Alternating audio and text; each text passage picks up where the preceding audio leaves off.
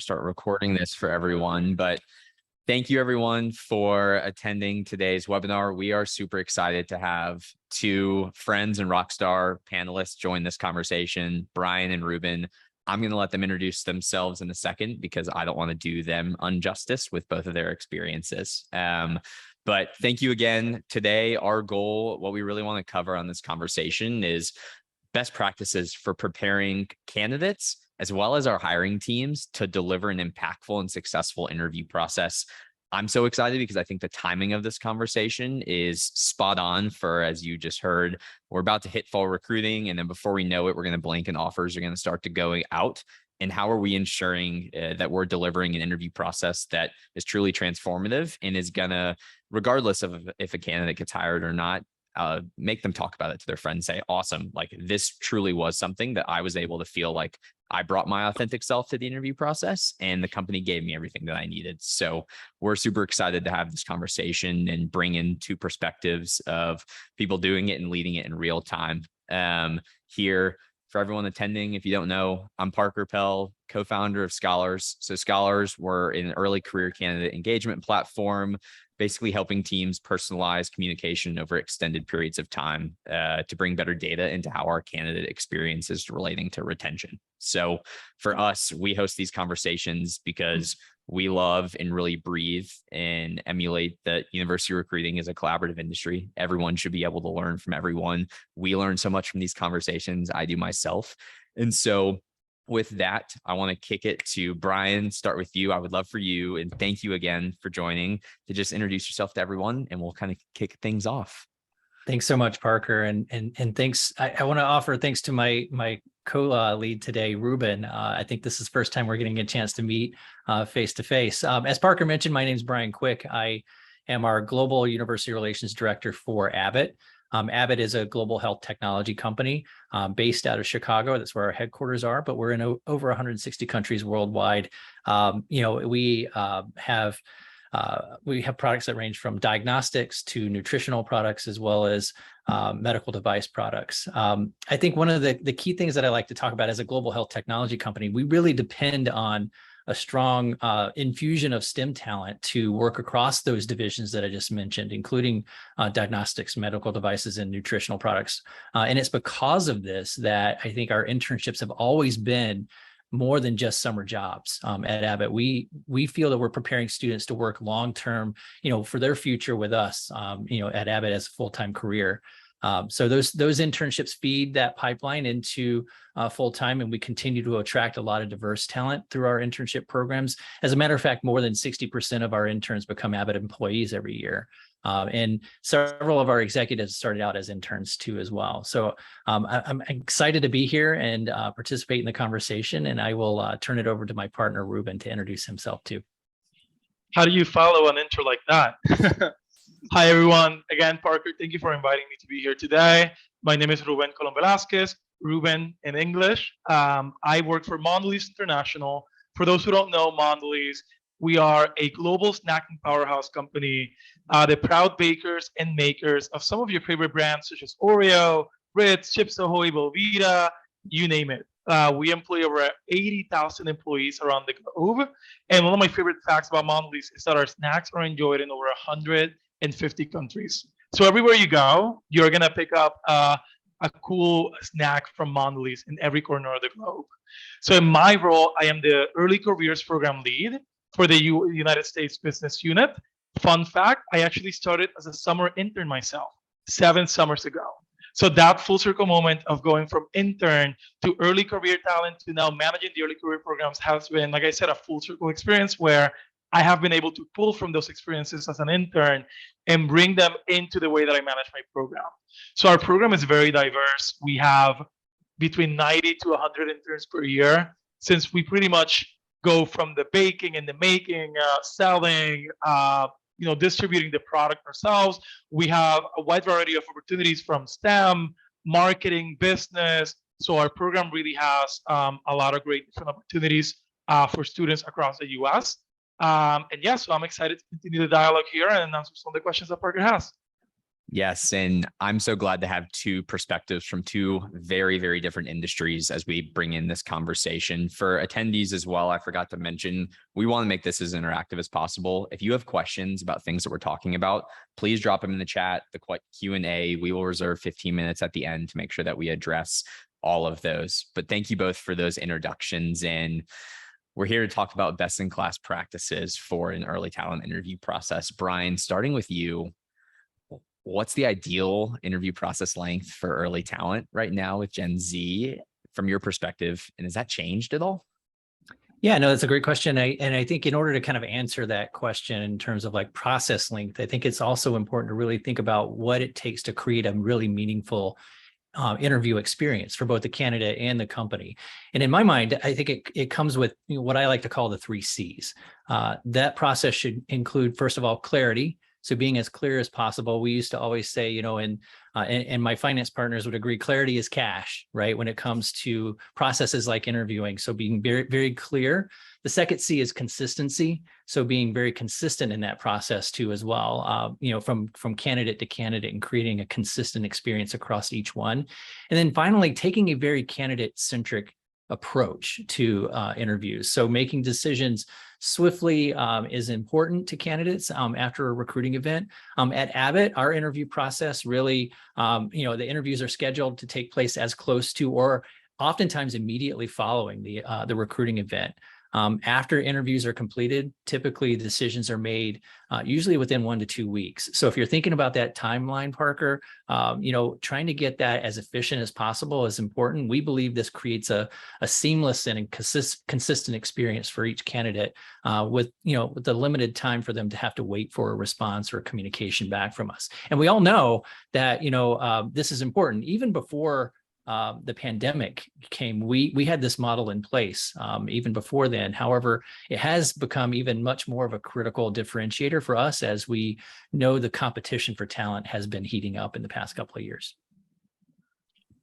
Yeah, if I can add to that a little bit as well, 100% agree with what Bryan is saying. I think it's important to also understand, even though you want to have a consistent process across the board, but also it varies based on whether you're interviewing for STEM talent or business talent. So that's one thing to consider. But ultimately, with the Gen Z generation, this is a generation of forward thinkers, digital natives.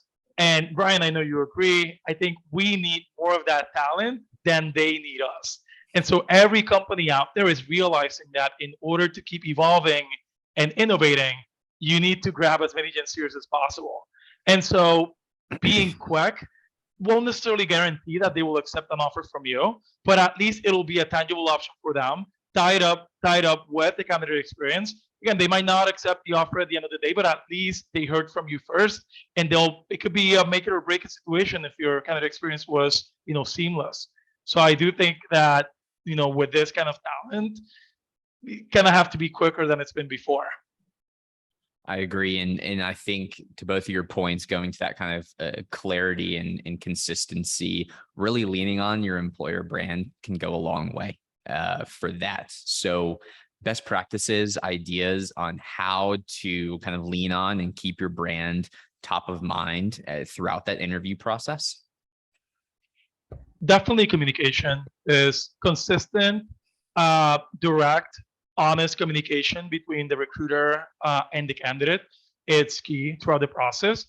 I think even though we all have different brands, at the end of the day, we want our brand to be associated with seamless, flawless candidate experience. And so part of that is being honest throughout the process when it comes to deadlines, timings, so that the candidate knows what to expect. Interview formats is another one as well. Who's interviewing you? It is important that we communicate that out to the candidate throughout the process. But outside of that, what I've noticed, this is a generation that's very values driven. And so now more than ever, yes, the candidate has all the information accessible online.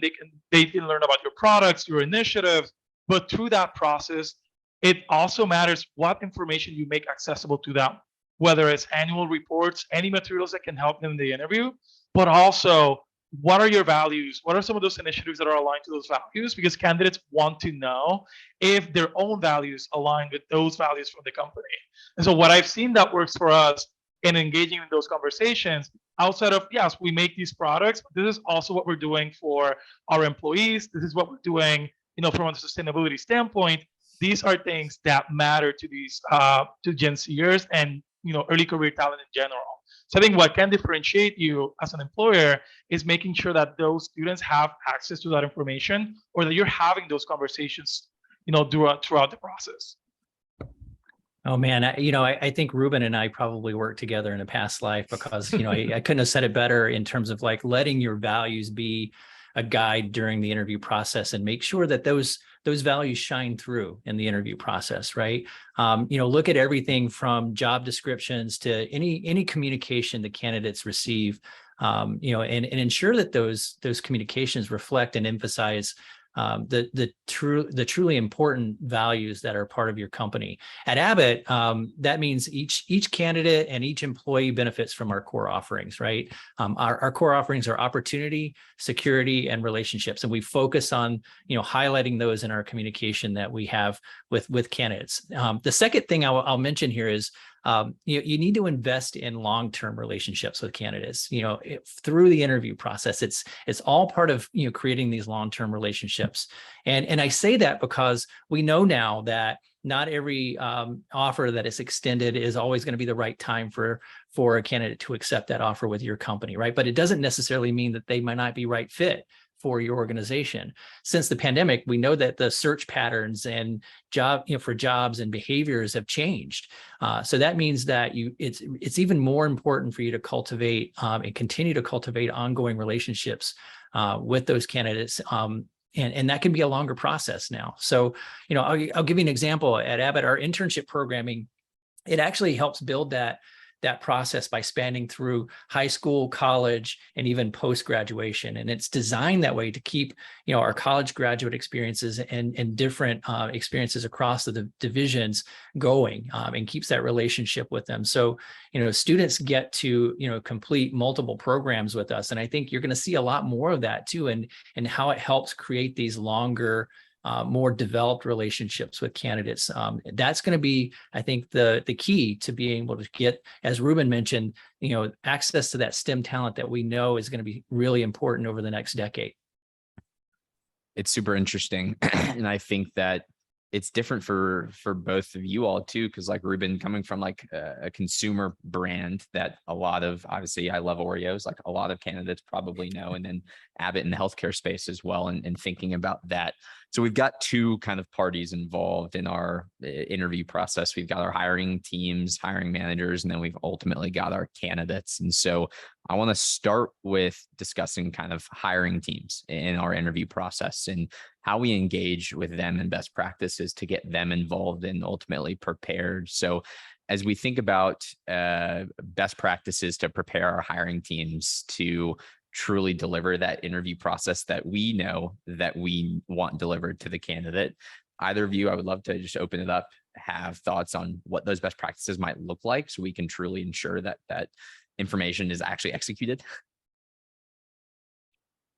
Yes, I can start. So I think the first thing that for me is crucial, as the early careers program lead, I have to understand what those expectations are before I communicate to my hiring teams and my hiring managers and my panel of interviews, right?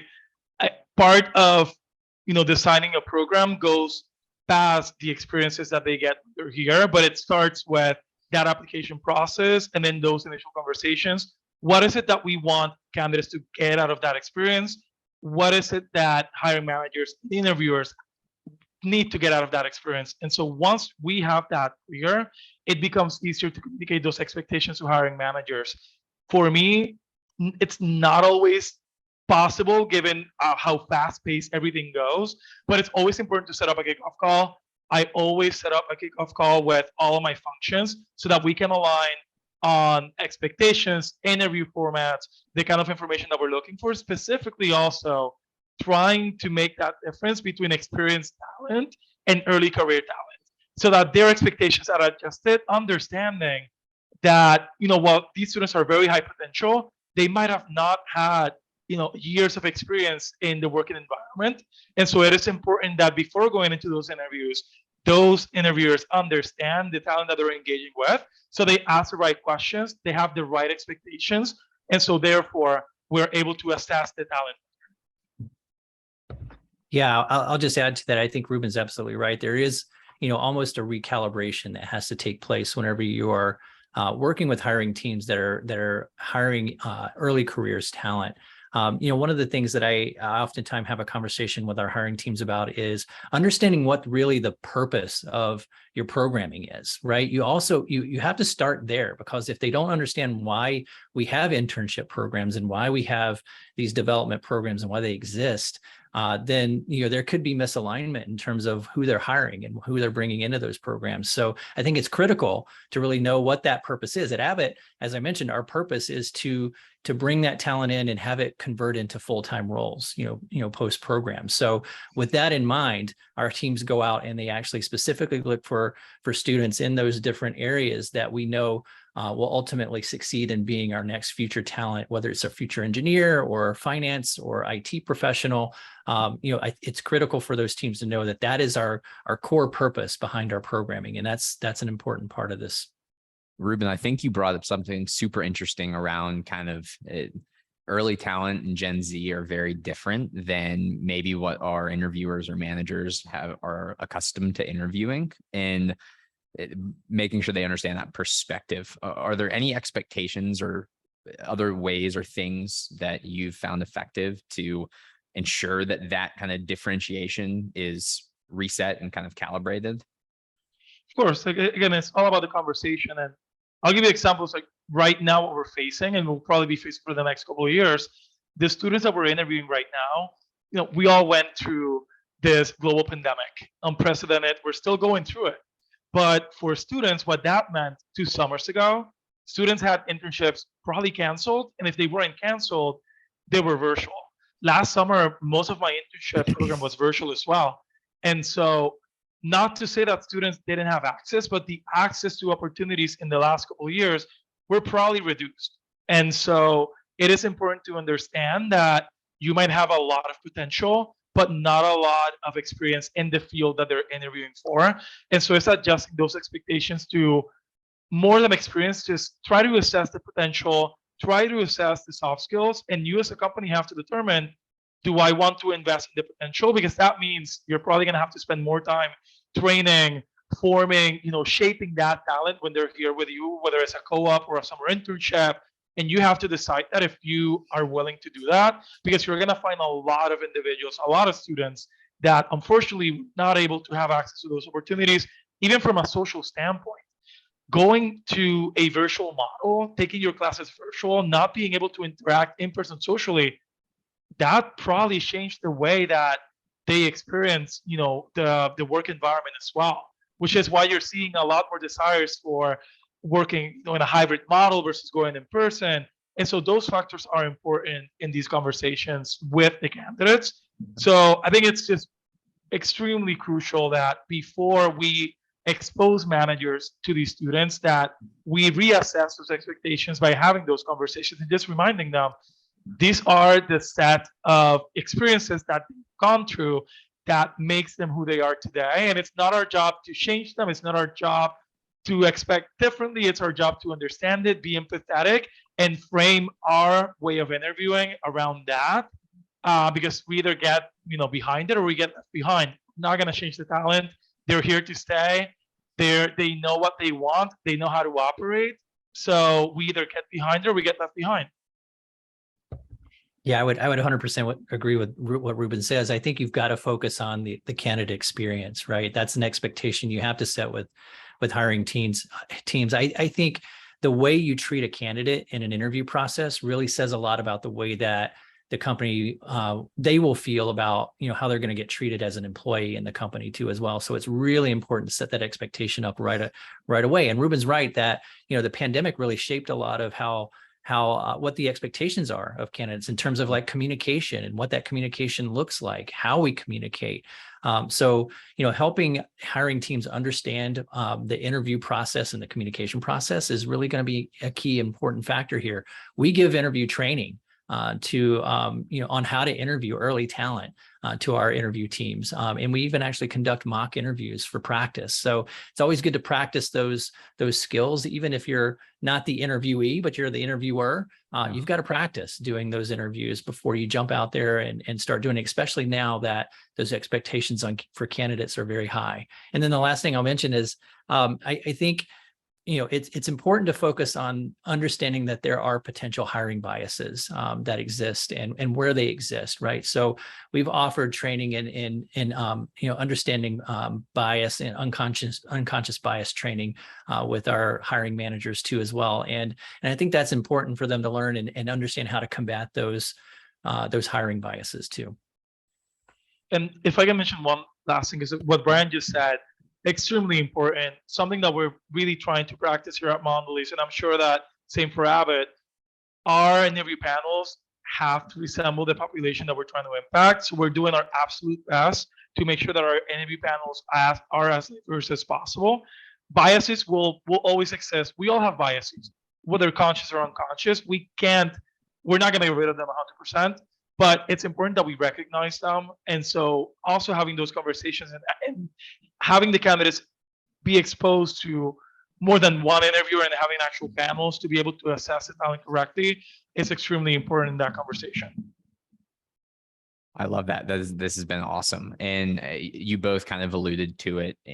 You're doing a lot of training and conversations on the front end. Let's now say we're in the interview stage. We're recruiting. People are interviewing our candidates that we're recruiting and bringing in. Are there best practices on feedback loops that occurred during that time period? Does the feedback typically come afterwards for you all? I would love any sort of just insight on that. Yeah, I mean, I'll start off with that one. I think, feedback is always going to be important, whether you're giving it to a current employee or to a candidate, right? I think, again, like I said earlier, the way a candidate is treated as before they come into the company really tells them a lot about how they're going to be treated as an employee. So consistent feedback. What I will say is be consistent across all of the candidates that do apply for a position, and make sure that they get the same level of experience. So it's important to really be clear on that communication too. Whenever you're giving feedback, clarity, again, will really help set up the right information for students in terms of like where they are in the process and how much longer they might potentially have to wait to get a final answer on the status of the position. So we all know that we're all constantly going to be getting questions once a student or a candidate interviews. It's really critical to make sure that we're timely in that communication, because I think it's often easy for recruiter to get flooded with a lot of requests for feedback. And when we talk about feedback loops, recruiters need to be able to leverage, their technology to be able to provide feedback, but still continue to make it personal. One thing that we actually learned even during the pandemic was the importance of making all of our touch points and our interaction engagement very personal. And what I mean by that is creating personal connections with each candidate. So make it so that it doesn't feel like or be perceived as being just a generic email that goes out to every candidate. And I'll give you an example. Even when we tell students that they're not going to be moving forward in the process, that's a phone call, right? It's a phone call that you have to give out as a recruiter, and it can't be something that you ghost a candidate on. So it's important to be able to give that feedback and be comfortable giving that feedback to candidates while they're going through the process. I think we're all the favorite part of my job, and I'm sure, Bryan, you can relate to this as well, is being on that end of the phone call, delivering good news. You never know how much you're going to change a student's life with an offer. And so that's my favorite part. But with that, it's also the responsibility of, like Bryan said, it's got to be a phone call when they don't get the offer as well. And ensuring that you understand as a recruiter, understanding why that candidate is not getting an offer, so that then you can give them the feedback. As a recruiter, you build that connection with that candidate. And you want to see them succeed, whether it's with your company or somebody else, some other company. You want to send them off having learned something, and you want them to do better, whether it's at your company or somewhere else. So you got to make sure that you give them that feedback So in our case, after usually my team does the initial touch points with the candidates once we've gone on campuses or remotely. So we talk to them, and based on those conversations, we decide to send them on the interviews. We try our best based on our initial assessment, whether it's their resume or the way they were answering questions. We try to send them off to the interview process with feedback on how they can nail that interview, whether it's the way that they answer the questions, the way that they present themselves, anything that we notice that could help the candidate, be the best version of themselves in those interviews. We try our best to give them that feedback because we want to see them win. We want to see them win. The other thing, when it comes to actually ensuring that the feedback comes out, as quickly as possible, when possible on my team, once we schedule the interviews, we're already scheduling the debrief conversations almost right away. We have those pre-scheduled so that when the interviews are happening, we try to do them as quickly as possible so that the feedback is fresh, the conversations are still fresh between the interviewer and the candidate, so that then we can have that scheduled conversation, gather the feedback, gather next steps, and then the next thing being calling that candidate as soon as possible. We tend to see that when we don't pre-schedule that, people get busy and it's hard to get them on the phone to really understand, the feedback from those interviews. So we try to pre-schedule those debriefs as quickly as possible. And Parker, one of the things that I'll mention too, Ruben's actually absolutely correct. And, the lights just went out in my office here.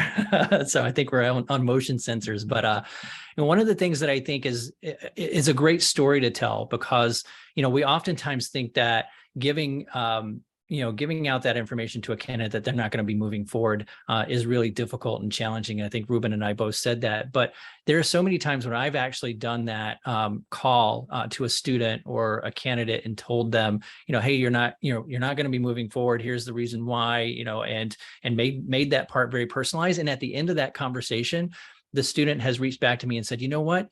You're one of the first people that's ever done that, that's ever given me a call back and said, hey, you're not moving forward. I've gone through so many interviews and, been ghosted or not been contacted. And that sets a tone for their impression that they have with that organization, right? So even though they did not get hired by us, to get selected, it set a very positive tone that we made that call, we made that connection point with them. And that's what we were talking about before, about making these long-term relationships with students and candidates, right? Because, it may not be the right time for them at this point, for you or for the candidate, but down the road, you're probably going to be engaging with that candidate again, most likely. So, it's the best for both worlds when you can, get past the difficulties and actually be honest and open with candidates about their status, and they will respect you for it.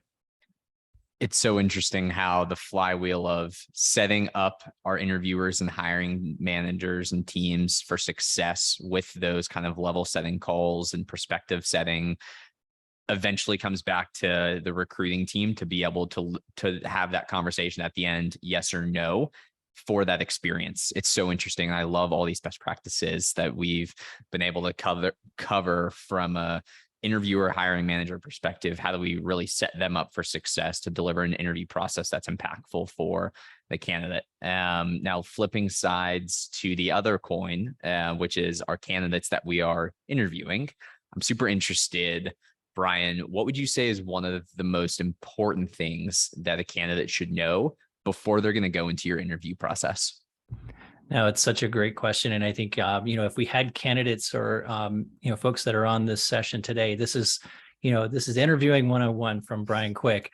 I think a strong candidate will always have their own personal story to tell that contains, statements that they feel have made true impact, in their experience. And, that same candidate will have demonstrated a sense of purpose, and that purpose really aligns with the purpose and mission of the company that they're interviewing for, right? So being able to tell that personal story, I'm always a very passionate believer that, we try to look at the whole candidate whenever we interview, somebody for one of our positions, and that whole candidate has a lot to do with the head, the heart, and the skills, right?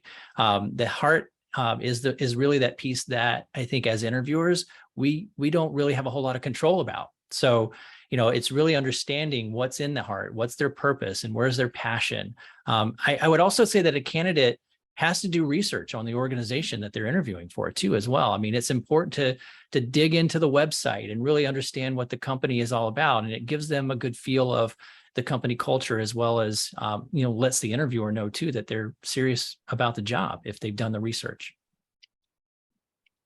Yeah, so if I can add to that, I think for me, extremely important that the candidate knows, not only the interviewers, but, the interview format.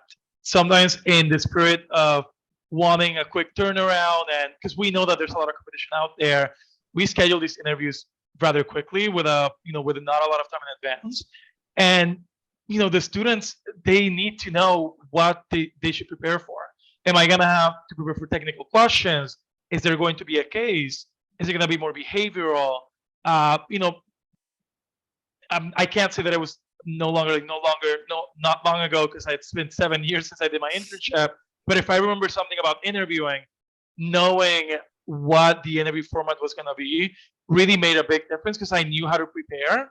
I knew how to, what kind of stories I wanted to tell and I wanted to share. And I knew what the takeaways I wanted the recruiters to take from me as a candidate. So it's extremely important that outside of, they do their research, they know more about the company, but what's the interview format going to be like, so that they can properly prepare for that.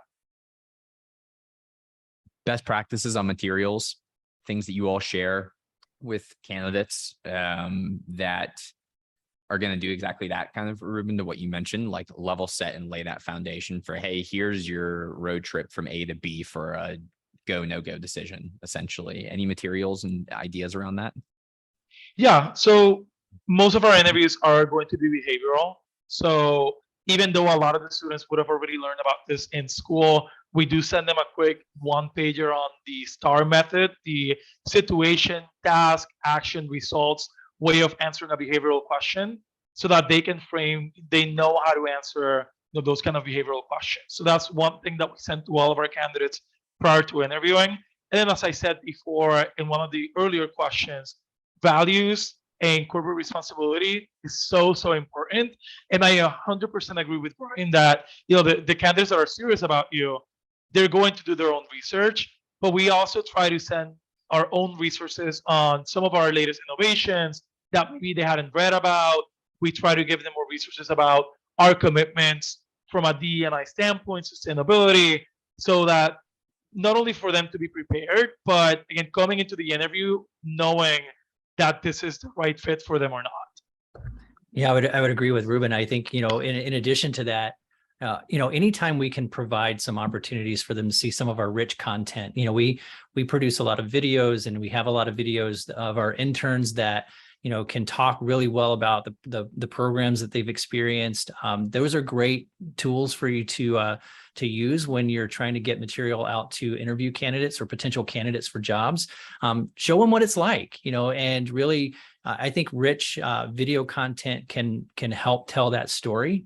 We love to make those personal connections and really do small targeted events with candidates, so that they get a chance to talk to one of our leaders one-on-one, and we get to share those types of materials with them and I think an environment that's a lot more conducive than a really big, massive career fair where you don't have a whole lot of time to spend with a candidate, right? So any opportunity we can do to provide, as Rubén said, more access and make it easier for them to see that content, I think is the right move for us to take. And yes, while I said, students will do their own research and they need to do that, making it easier for them is also important, and that's a responsibility that we have as a company, to make sure that it's not too hard for them to go and find, that information, whether it's learning about we have a sustainability plan here at Abbott too as well, our 2030 sustainability plan. And we want to make sure that this next generation of students and potential candidates for our roles know where to find that plan and what it's about and why that's a commitment of Abbott. So telling our personal story about our company is just as important as them telling their story, and making it accessible is, I think, the focus that our teams need to do, so that the students know where to go to find that. If I can add one more thing to that, 100% in agreement with what Bryan is saying. Again, these students have more opportunities than ever before.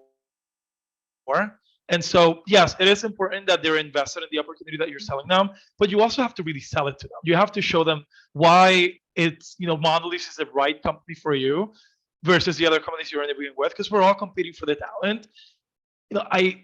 In prior years, I feel like there was more of the, you should be, you should want to work for us because we are who we are. And I think that approach is no longer the right one. Your company name is not going to be enough anymore to engage a student in the process. Maybe by knowing who you are, they might pay attention to the conversation, but that's not going to make them stay. So I agree 100%. We have to make it accessible, and we have to help them understand all the great benefits that they would have in this company, because we need them more than they need us. And so we have to show that. And Parker, Rubén and I both are not talking about hand-holding students through the process, right? Oh, yeah. I think he would agree that, that's not what we're suggesting, but let's all be real. I mean, recruiters are salespeople, right? And I think I probably 10 years ago would have been shot for saying that. But, in reality, every recruiter has a role, a sales role to play. And as Rubén mentioned, you've got to be able to provide the right information for them to make the right decision about what company is the right one for them to work for, and providing that opportunity to understand what your values are and what's important to you as a company can be translated through a lot of these materials that we've been talking about. I cannot agree with you more. Rubén, something super interesting that we brought up and you mentioned was around kind of Gen Z and ensuring that our hiring teams understand that there's a different perspective that they're coming in with. From me being Gen Z, I think that there's a common uncomfortability within Gen Z of kind of bringing their authentic self to an interview process, which is a big topic of conversation, I think, that relates to really ensuring our hiring teams understand that there's perspectives they might not realize or know about, or things and experiences that are coming into that process with. From the candidate's perspective, if I'm uncomfortable with that, any ideas around best practices for a team that they can ensure that candidate knows that they're really encouraged to just bring their authentic self to the point that they're still obviously like professional in the corporate role? Absolutely. And so from my experience here at Mondelēz, most of our interviews nowadays for early career talent happen virtually. And what I've noticed with the virtual interviews, and I don't know if Bryan would agree, students tend to be more relaxed in that virtual setting. There's something about being able to be in your own space, doing that interview or having that conversation that allows you to be more yourself. You're opening, either you're opening your room, your house, wherever you're working from, it's your space, it's your comfortable space. I think we shouldn't underestimate that. The fact that that student is now able to, be home and do those interviews, I think it kind of like sort of brings some walls down. So that facilitates the work a little bit. But the other part is you got to practice what you preach. You want them to be their authentic self in the interview. You as a recruiter, you as a hiring manager, you have to bring your authentic self to the interview, and you have to lead that conversation that way. Usually, it's a dance, and the student will follow your lead in how you're opening the conversation. What has helped me, and in my own unique experiences as former early career talent, I try to pull from that a lot. I share about my prior experiences, what the internship meant to me, being empathetic as to how interview processes can be, quite nerve-wracking for them, and just giving them that opportunity to, hear about my own experiences, my own testimonies, so that they know that they can be open. So that's my own experience. It's just, you gotta be open yourself, and you have to bring your full self to the conversation if you want them to do the same thing. And so that's coming from a realistic place of letting them know that, hey, we know it's a serious conversation. It's an interview.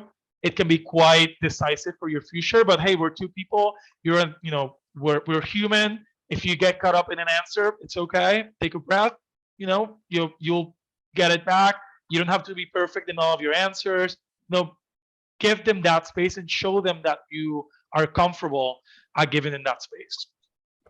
Yeah, I would agree. It's all about personal connections, right? I mean, I think we have to have a sense of humility too, right, Rubén? I mean, I think we're not all perfect as recruiters as well. So I think when you come into the room understanding that, and the candidates see that, and you're transparent about it, it does start that that conversation off on the right foot, as you mentioned, in terms of like getting them to be able to open up and tell their story. And I think that's an important first part of it, is to be humble and honest enough to know that, we're not going to be perfect either on our side, and helping the students understand that that's going to be the case. But making it personal, I think, is the key, because even in a virtual space, Ruben's right. I think sometimes it's easier when you're in your room or your apartment to be a little bit more comfortable than in an interview room on campus, or even coming onto a site at one of the employers. But still, there always is that little sense of tension at the beginning, right? How's this gonna work? What's the interviewer gonna be like? Are they gonna ask tough questions? That sort of thing. There's always that little level of tension, and I think that's good for people to have a little bit of tension for an interview. Otherwise, are we really digging into the right ways to interact with students to find out if they're right fit for you? But I think, setting their mind at ease in terms of like being transparent and us personally providing some authenticity to the conversation is key too. Cannot agree more. I have beyond enjoyed this conversation. I think we've brought so much tactical and practical advice to really, truly ensuring that our teams, as well as our candidates, are prepared to deliver and be a part of an interview process that is what this generation is looking for, and is ultimately going to help our recruiting team to bring the best talent into the companies. I want to open it up for Q&A. I know we have one that's dropped in there. And Rubén and Bryan, if you go to the Q&A, are you able to see I'm that? able to see it. Yeah, I'm able to see it. Cool. I'm going to let the both of you read that briefly. Yes. These are obviously directed towards you and not myself. But if anyone else has questions as well that we can answer, a couple minutes of Q&A before we jump off, and make sure that we give people some time back before their next meetings.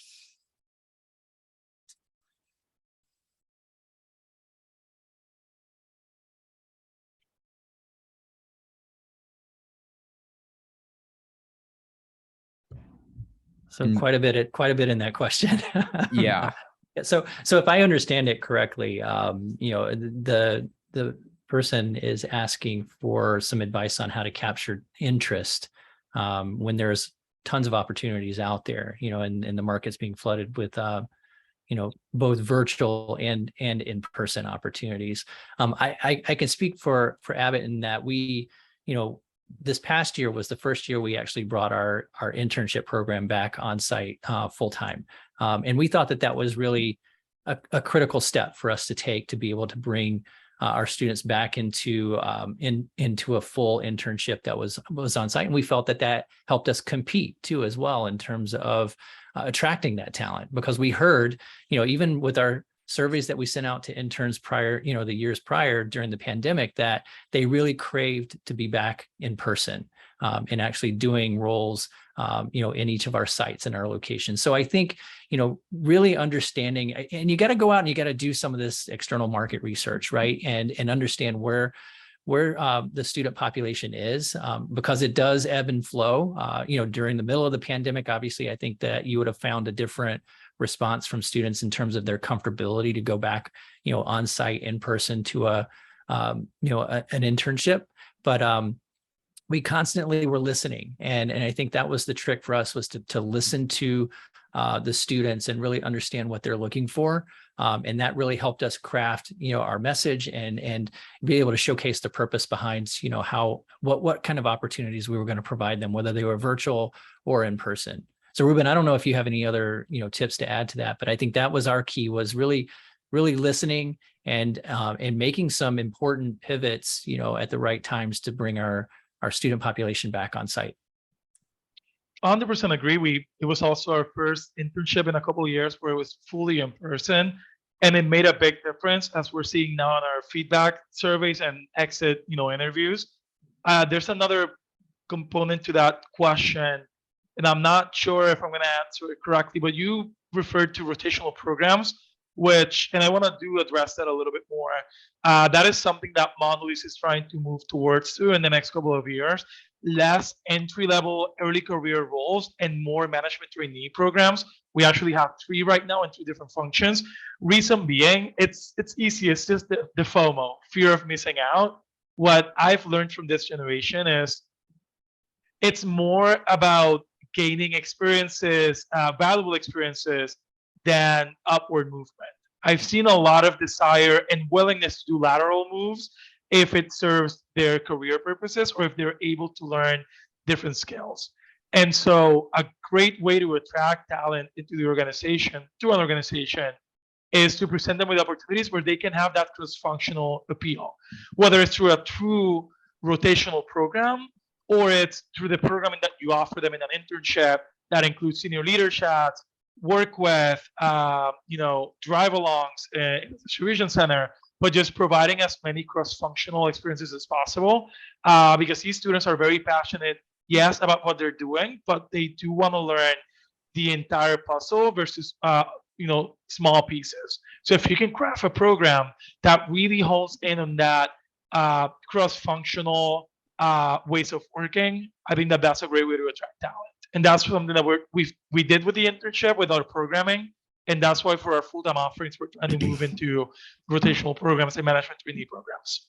And I think what I hear from Rubén saying is that, there's a space for us to get creative, right, about how we build, pipelines. And I even don't really refer to it so much now as a pipeline. It's more of pathways, right? Creating multiple different types of pathways for students to get into your organization full time. It could be an internship that they go into, and then they go right into a full-time position after that. Or it could be a rotational program that they go to after they graduate, and they spend, a period of time rotating through different assignments. Or they could go directly into what we call a direct hire opportunity full-time in the organization. So creating all of these different pathways gives this generation much more opportunity to have different options to look at. And I think when you get creative and looking at if you've truly decided that converting this talent into full-time is your goal, then making multiple pathways to do that is always going to be the best scenario,